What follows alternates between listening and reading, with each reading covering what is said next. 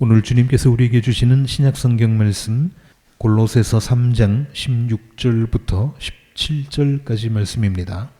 그리스도의 말씀이 여러분 가운데 풍성히 살아있게 하십시오. 온갖 지혜로 서로 가르치고 권고하십시오. 감사한 마음으로 시와 찬미와 신령한 노래로 여러분의 하나님께 마음을 다하여 찬양하십시오.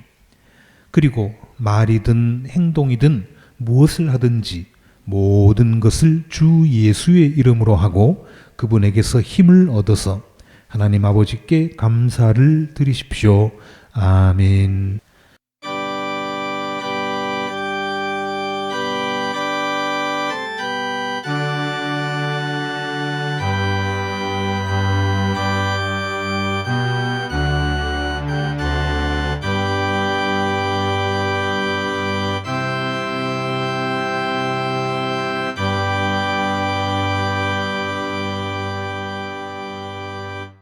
사랑하는 형제 자매 여러분, 지난 한 주간 동안도 생업의 현장에서 얼마나 고생이 많으셨습니까?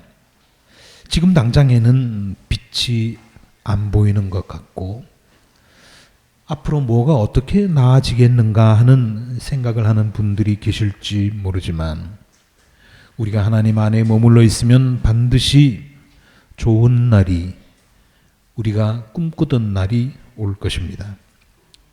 믿음 가운데서 여러분의 몸이 건강하고 마음이 풍요롭고 영혼이 자유로워지기를 주님의 이름으로 축복합니다.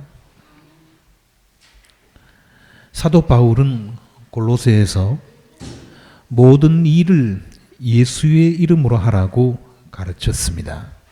모든 일을 예수의 이름으로 하라. 우리가 하는 일 가운데서, 이 모든 일이라고 했는데 우리가 하는 일 가운데서 최고의 일, 그것이 무엇이겠습니까? 그것은 사랑하는 일입니다. 뭐라고 해도 우리가 하는 일 가운데 가장 아름다운 일, 가장 소중하고 귀한 일은 사랑하는 일입니다. 그래서 오늘은 예수의 이름으로 사랑한다는 것, 그냥 내 마음대로가 아니라 세상 사람들이 하는 대로가 아니라 예수의 이름으로 사랑한다는 것, 이것이 무엇을 말하는지 함께 생각해 보려고 합니다. 예수의 이름으로 사랑한다는 것, 첫째, 이것은 부모의 마음으로 사랑한다는 것이라고 저는 생각합니다. 부모의 마음으로 사랑하는 것. 왜냐하면 하나님은 인류의 아버지시지요. 모든 사람이 아버지 하나님이라고 부릅니다. 그런데 예수님은 그분의 마음을, 하나님의 마음을 가장 잘 아시는 그분의 아드님이시기 때문입니다. 그러니까 하나님이 세상 사람들을 사랑할 때 부모의 마음으로 자식을 사랑하듯이 그렇게 사랑하실 건데 그분의 마음을 가장 잘 아시는 예수님이니까 역시 마찬가지로 부모의 마음으로, 부모의 심정으로 사랑할 것 아니겠습니까? 우리가 나 아닌 남을 사랑할 때 이런 마음을 가지면, 부모의 심정을 가지면 그 사랑이 굉장히 풍성해집니다. 남녀의 사랑을 포함해서 세상에서 이루어지는 대부분의 사랑은 주고받기식 사랑입니다. Give and take, 주고받기식 사랑입니다. 내가 이만큼 해줬으니까 너도 이만큼은 해줘야 한다 하는 것이고, 그게 충족되지 않으면 인간관계가 틀어집니다. 서운함을 느낍니다. 때때로는 배신감마저 느낍니다. 그러나 부모의 사랑은 그렇지 않습니다. 다릅니다. 대부분의 경우 손해보는 사랑입니다. 그저 퍼주는 사랑입니다. 내리 사랑입니다. 조건값이 최소로 요구되는 사랑입니다. 흔히 부모의 사랑을 가리켜서 무조건적인 사랑이라고 말은 하지만 완벽하게, 완전히 무조건적인 사랑이 어디 있겠습니까? 뭔가는 조건이 있겠죠. 그러나 그 조건값이 최소인 것이 부모의 사랑입니다. 여러분 탐정소설 좋아하시는지 모르겠습니다만은 가장 유명한 탐정 소설 그러면 코난 도일이 쓴 셜록 홈즈 시리즈 아니겠습니까? 이 셜록 홈즈 시리즈 가운데에 바스커빌 집안의 사냥개라고 하는 그런 이야기가 있습니다. 바스커빌가의 사냥개. 지금 제가 말씀드리려고 하는, 소개하려고 하는 이 사람은 이 이야기의 주인공은 아닙니다. 셀던이라고 하는 탈옥수인데요. 이 사람이 어쩌다가 엉뚱한 사람이, 자기가 범죄를 저지른 것이 아니고 자기가 무슨 뭐 특별히 연루된 것도 아닌데 남이 저지른 범죄 행각에 희생돼서 목숨을 잃었습니다. 탈옥을 해서 이리저리 숨어 다니고 피해 다니던 중에 죽었다는 얘기입니다. 이 셀던에게는 어머니가 없었고 아마 일찍 어머니를 여인 것 같은데 누나가 하나 있었습니다. 일라이자라고 하는 누나였죠. 감옥에서 탈출을 해서 숨어 다니다가 보니까 먹을 것, 입을 것 이거 제대로 챙기지 못할 거 아닙니까? 어찌 누나도 사실은 뭐 이렇게 잘 사는 건 아니고 남의 집에서 하인처럼 그렇게 살고 있는데 누나가 사는 집 근처로 와서 누나의 도움을 받습니다. 몰래 헌옷을 갖다 주고 몰래 먹을 것을 갖다 줍니다. 그런데 이 셀든이 졸지에 죽은 겁니다. 알려졌지요, 마을 사람들한테. 그렇지 않아도 마을에는 탈옥수가 우리 마을 주변에 지금 숨어들어서 우리가 지금 굉장히 위험하다, 누가 당할지 모른다, 이렇게 불안하던 그런 즈음이었기 때문에 탈옥수가 죽었다 하는 소식이 나오자 사람들이 다 기뻐했습니다. 이제는 우리는 안전하다 하는 거죠. 세상 사람들에게는 그것이 희소식이었습니다. 그러나 누나인 일라이자는 앞치마로 눈물을 닦으면서 울었습니다. 세상 모든 사람들은 그를 두고 폭력의 화신이라고 말했고 반은 짐승이고 반은 악마라고 욕했지만 누나에게는 그렇지가 않았습니다. 비록 탈옥수였지만은, 비록 죄인이었지만은 어린 시절 자신의 팔에 매달리던 고집센 작은 소년으로 남아 있었던 것입니다. 죽일 놈, 나쁜 놈이 아니라 말썽은 좀 부렸지만은 그래도 자기 동생이었던 것이죠.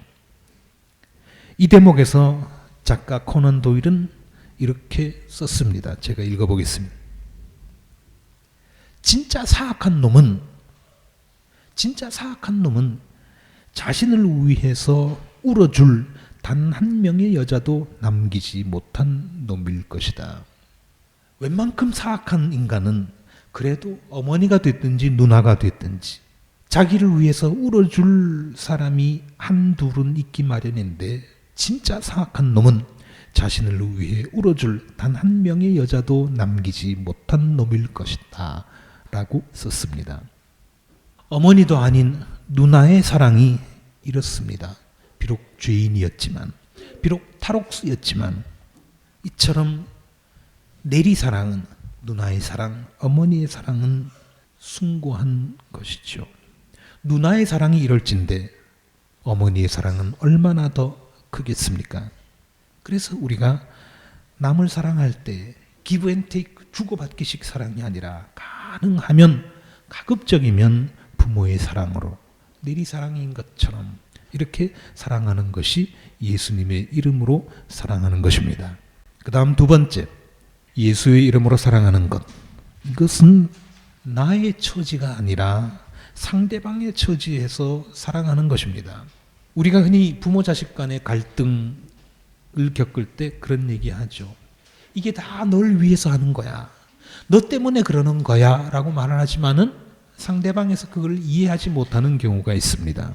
그렇기 때문에 우리는 누군가를 사랑할 때 내 방식이 아니라 그 사람의 방식대로 사랑하는 것이 좋다는 것입니다.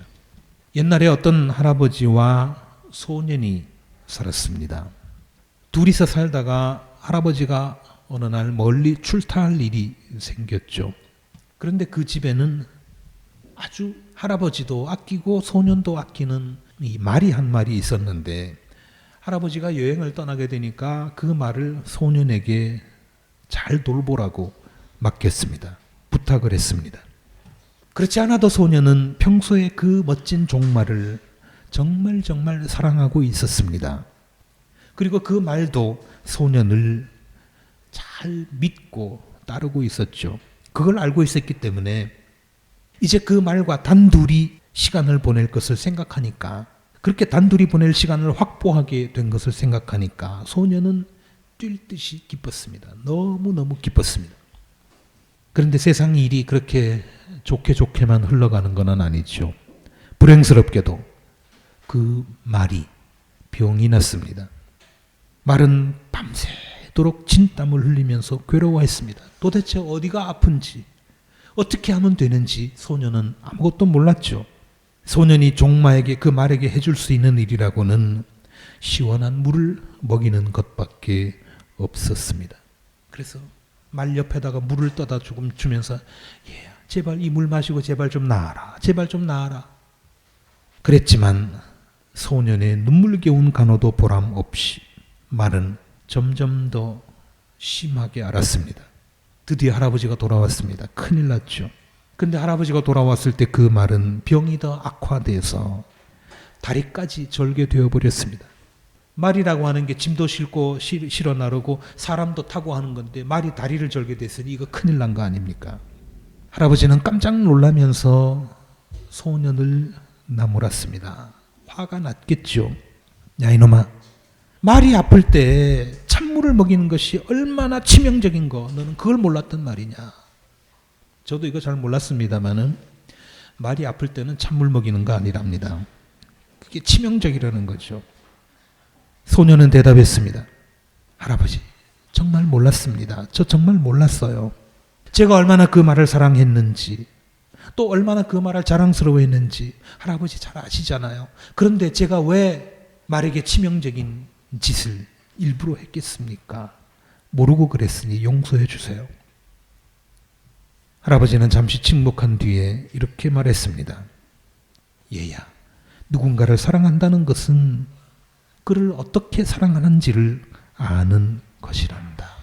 어떻게 사랑하는지를 아는 것이란다. 네 마음대로 사랑하는 것이 아니라 어떻게 해야 그가 좋아하는 건지, 어떻게 해야 그에게 도움이 될지, 어떻게 해야 그가 기뻐할지 그걸 아는 것이야 라고 하는 교훈을 주었습니다. 사랑은 내 방식대로가 아니라 사랑을 받는 상대방의 방식으로 해야 한다는 이야기죠.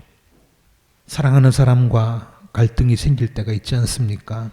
갈등도 사랑하니까 생기는 거죠. 사랑하지 않으면 관계없는 사람과는 아무런 갈등이 생길 이유가 없습니다.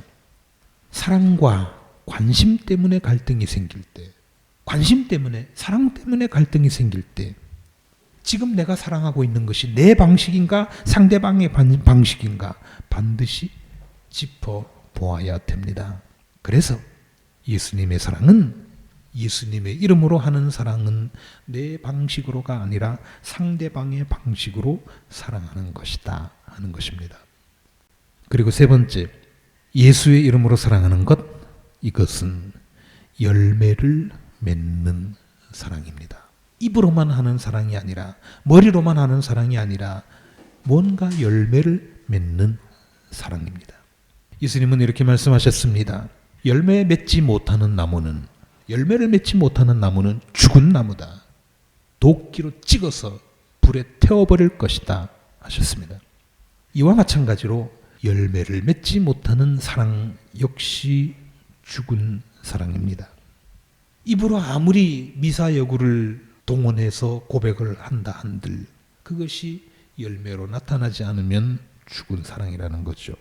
근데 나무라고 해서 다 열매가 맺히는 것은 아닙니다.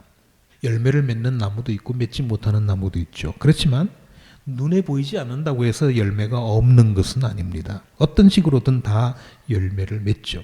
먹을 수 있는 열매도 있고 먹을 수 없는 열매도 있고 또 눈에 보이는 열매도 있고 보이지 않는 열매도 있지만 어쨌든 나무라고 하는 것은 다 열매를 맺게 되어 있습니다. 이번에는 영국 이야기인데요. 영국에 브래들리라고 하는 참한 아가씨가 있었습니다. 원래 그러니까 지난 봄이죠.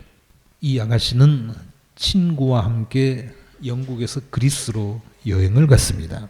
그리스의 크레타 섬에 여행을 갔는데 친구가 잠시 카페에 앉아 있는 사이에 이 아가씨는 혼자서 해변을 산책했습니다. 근데 갑자기 남자 둘이서 두 남자가 접근을 합니다. 추파를 던집니다. 에이 아가씨 우리 술 한잔 합시다. 같이 갑시다. 술 한잔 합시다. 계속 거절했지만 이 남자들은 물러나지 않았습니다. 급기야 그 중에 하나가 그녀의 팔을 붙들었습니다. 얼마나 무섭겠어요. 공포에 질리고 말았습니다. 그 순간 어디선가 개 한 마리가 호련히 등장합니다. 크지도 않습니다. 조그만한 개인데 그 작은 개는 두 사내를 향해서 맹렬히 짖어댔고 기세에 놀란 남자들은 결국 물러날 수밖에 없었습니다. 얼마나 고마운 일입니까? 비록 작은 개이지만 사람도 아닌 개이지만 자기를 그 위험에서 구해줬으니까 얼마나 고맙겠습니까? 검은 개는 그 뒤에도 브래들리를 떠나지 않았습니다. 졸졸졸졸 따라다닙니다. 숙소까지 따라왔습니다. 그래서 둘은 매우 가까워지게 됐죠. 먹을 것도 주고 그랬지 않겠습니까? 이렇게 며칠에 걸쳐서 지켜보니까 개는 아무래도 주인에게 버림받은 개인 것 같았습니다. 그 개는 그 근처를 돌아다니면서 사람들 곁을 어슬렁거렸지만은 막상 사람이 가까이 가면 겁을 먹고 물러섰습니다. 이게 주인 없는 개들의 특징이죠. 그러나 이 브래들리라고 하는 아가씨는 그렇게 따라다녔죠. 그러나 거기 영원히 살 수는 없고 이제 영국으로 집으로 돌아와야 되는데 귀국 날짜가 가까워졌을 때 브래들리는 동물보호소에 연락을 해서 개를 보호해 달라고 요청을 했습니다. 근데 그게 잘 안 됐던 것 같아요. 비행기 타는 날 공항으로 자동차를 타고 가는데 뒤를 이렇게 돌아다 보니까 그 까만 개가 자동차를 쫓아서 막 달려옵니다. 그렇지만 어쩌겠습니까? 비행기 시간은 다 됐고 아마 뭐 동물보호소나 동물병원 같은 데서 알아서 챙기겠지 하는 마음으로 그냥 비행기를 타고 집으로 왔습니다. 그러나 영국으로 돌아와서도 브래들리는 마음이 편치 않았습니다. 내가 뭐 꼭 죄를 지은 것 같기도 하고 불안하기도 하고 일이 도무지 손에 잡히지가 않았습니다. 그래서 마침내 그녀는 다시 크레타 섬을 찾아가기로 했습니다. 귀국한 지 불과 2주일 만의 일이었습니다. 자, 그리스로 다시 간다고는 하지만 그 개가 그 자리에 다시 있으리라는 보장도 없고 만날 수 있다는 그런 가능성도 별로 크지 않았지만 그러나 그녀는 수백만 원의 돈을 들여서 왕복 비행기 값만 해도 꽤 나가지 않습니까? 수백만 원의 돈을 들여서 왔다 갔다 9,000km나 되는 장거리 여행을 결심한 거죠. 그 간절한 마음이 통해서 그랬을까요? 그리스 크레타 섬에 전에 있던 그 자리에 가니까 다행히 그 개는 그때까지도 해안을 거닐고 있었습니다. 얼마나 둘이 기뻤겠습니까? 말은 못하지만 그 개는 또 얼마나 감격스러웠겠습니까? 개는 건강검진을 받고 또 출국 수속을 하고 뭐 이런 복잡한 절차를 거쳐서 브래들리와 함께 영국에 무사히 입국했다는 이야기가 지난 8월 달에 신문에 실렸습니다. 브래들리는 많은 것을 희생했지만 시간을 썼고 돈을 썼고 마음고생을 했고 이렇게 많은 것을 희생했지만 그 개에 대한 사랑의 열매를 맺었습니다. 그래서 아마 우리 예수님께서도 이런 마음가짐으로 사랑하셨지 않을까 그런 생각을 해보죠. 실제로 예수님의 사랑은 다 열매로 나타났습니다. 나병 환자를 만났을 때 그들이 고침받는 열매를 맺었습니다. 배고픈 사람들이 밥을 먹는 그런 열매를 맺었습니다. 안전뱅이들이 눈먼 사람이 예수님을 만났을 때 그 누구도 주지 못하는 큰 열매를 받지 않았습니까? 모든 일을 예수의 이름으로 모든 사랑을 예수님처럼 말은 쉽지만 행동으로 옮기는 것은 결코 쉽지 않습니다. 그럼에도 불구하고 매사에 예수님처럼 행동하고 예수님처럼 사랑하는 저와 여러분이 되시기를 주님의 이름으로 기원합니다.